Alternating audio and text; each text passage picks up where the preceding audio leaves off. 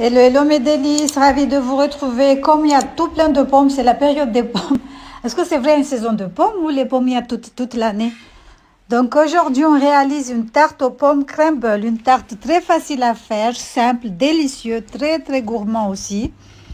Donc pour la réaliser, vous allez laver des pommes, les éplucher et les couper en morceaux. Utilisez les pommes que vous aimez.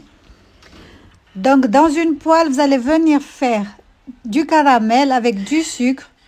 Mais moi, je vais vous montrer le sucre que j'utilise. Franchement, c'est du sucre, c'est même pas la peine. Mieux vaut utiliser du sucre en poudre.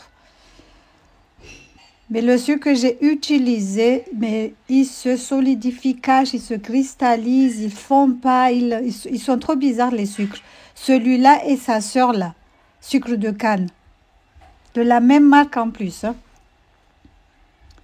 Ça avait mis trop de temps. En fait, ça se solidifie trop vite. Et ça cristallise aussi. Donc, je vous conseillerais d'utiliser du sucre en poudre de préférence, le sucre de Lidl ou Aldi ou... Bref, vous avez vu, ça a trop mis c'est celui-là que j'ai utilisé.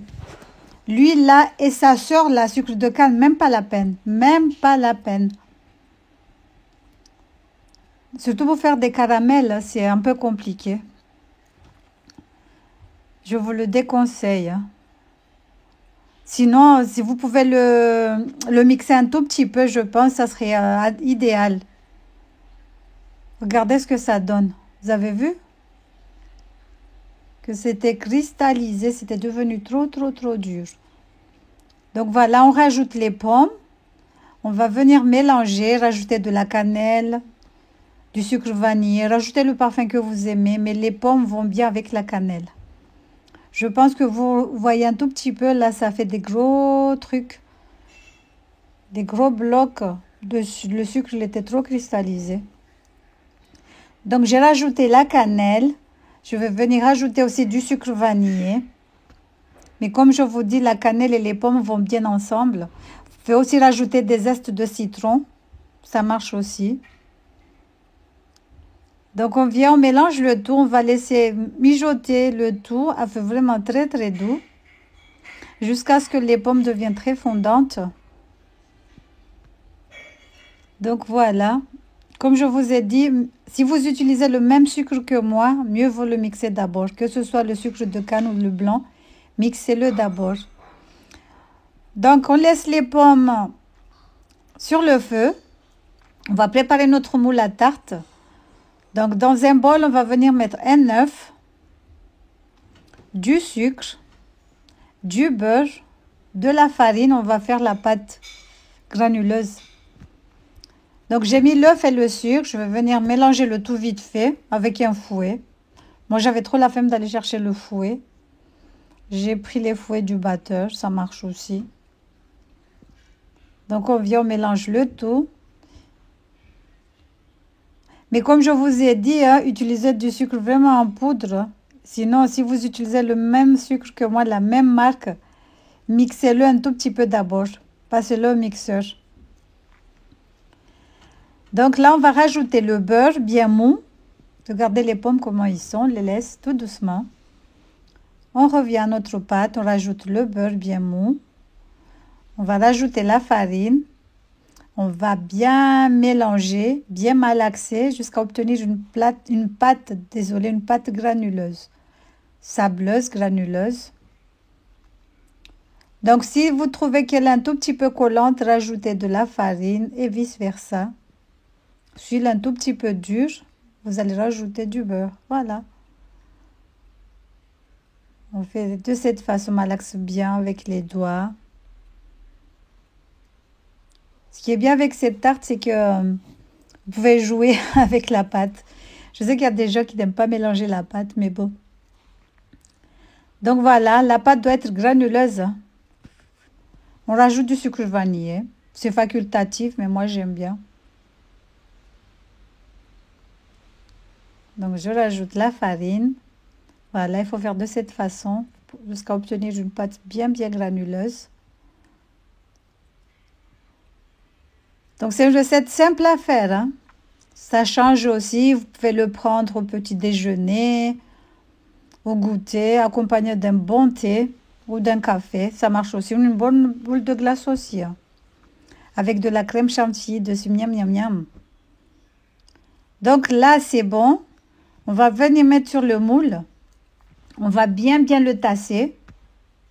Là, je rajoute un tout petit peu de levure. Il faut rajouter un peu de levure. Par contre, la prochaine fois, je rajouterai 2 œufs. Je mettrai 2 œufs au lieu de 1. Parce que la pâte, elle était Le mien, il est petit, il fait 18 elle tenait cm. pas en fait, elle se cassait.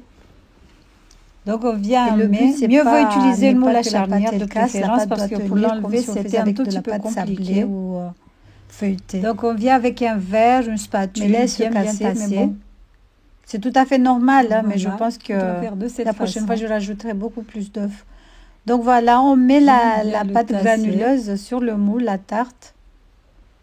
Je pense que vous voyez bien là qu'il manquait, il manquait en fait quelque chose. Je pense que c'est les œufs parce que le beurre, il y en avait assez. Donc la pâte, il faut laisser un tout petit peu pour le dessus. Vous mettez la moitié, vous mettez la moitié et le reste, vous gardez pour tout à l'heure. On vient, on renverse les pommes dessus. Donc on va venir mettre les pommes. C'est une recette très très simple, hein, et très gourmand aussi. Donc voilà, après le reste de la pâte, on vient, on pose dessus aussi. Le four, je l'ai déjà préchauffé à 170 degrés. Donc on vient, on émiette tout. Voilà. C'est pas compliqué du tout et c'est un bon dessert, je trouve. Ça change un peu de ce qu'on a l'habitude de manger tout le temps, des tartes aux pommes, des flans, des gâteaux ananas, tout ce qui va avec. Donc voilà, on a un fourne à 170 degrés pendant 30 minutes. Mais comme dit, tout dépend de votre gazinière. Là, j'ai saupoudré un tout petit peu de sucre vanillé dessus. Vous pouvez mettre de la cannelle ou tout ce que vous voulez. Ou des zestes de citron aussi. Donc voilà, on va enfourner. Regardez ce que ça donne. C'est bien cuit, machallah, c'est bon.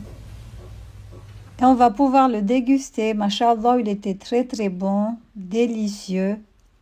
Mais comme je vous ai dit, la pâte, elle tenait pas, elle se cassait tout le temps. Donc c'est tout à fait normal, là, parce que c'est une pâte granuleuse, mais voilà quoi. Donc voilà, j'espère que cette petite recette vous aura plu. N'hésitez pas à liker, à partager, à commenter. On vous dit à la prochaine pour de nouvelles recettes. Dites-moi en commentaire, qu'est-ce qu'il y a des saisons pour les pommes ou pas? Parce que là, je trouve qu'il y en a tout plein. Machallah, regardez ce que ça donne, machallah. Voilà, salam alaikum.